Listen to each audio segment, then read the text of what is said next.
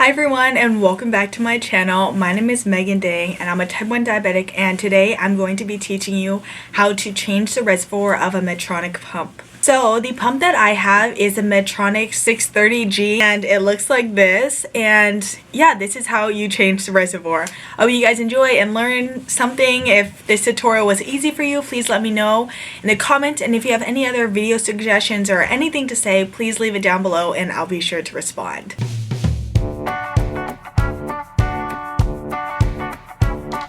What you're going to need when you change the reservoir of your pump is the insulin, the tubing of the pump, which can be found in this, and one of these reservoirs, and of course your pump. So the first thing you're going to do is unhook your pump from your pump site. So what you're going to do is go into the pump and go down to options. Then you're going to select reservoir and tubing, and you're going to select new reservoir.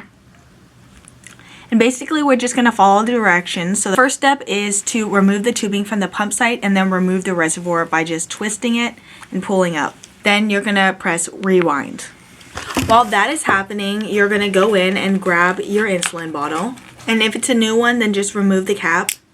Now what you're going to do is you're going to grab your reservoir. You're going to grab your reservoir and just pull it down. Now what you're going to do is put the tubing on top and stick it in and push this all the way up.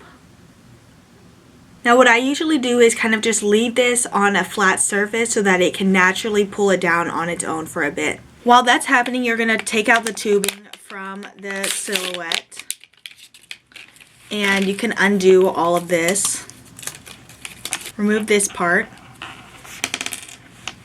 Now what you're going to do is it's going to stop at a certain point and you're going to have to do the rest of the pulling down. So you're going to pull and simultaneously be hitting up the bubbles so that there are none left. So yeah, what I just do is I pull and I tap it, and I pull a little bit more, and I tap it, and I push up if there are bubbles at the top. What you're just trying to do is essentially get rid of all the bubbles and all of the air from your reservoir. Once you're finished with that, you're going to remove this by twisting and pulling up. Then you can remove this part from the insulin bottle and put the insulin bottle back in your fridge. Next, what you're going to do is put the top of the string onto the top of the reservoir and twist it, and then twist off the bottom. Now you're going to go back into your pump and put it in, and it's going to ask you to press next, and then you're going to load it. You're going to click load until it stops on its own. So just continue holding it. Once it's finished, you're going to press next, and you're going to press on fill. So the moment you start filling is when the bubbles come out and you see that there are no more bubbles in the tube.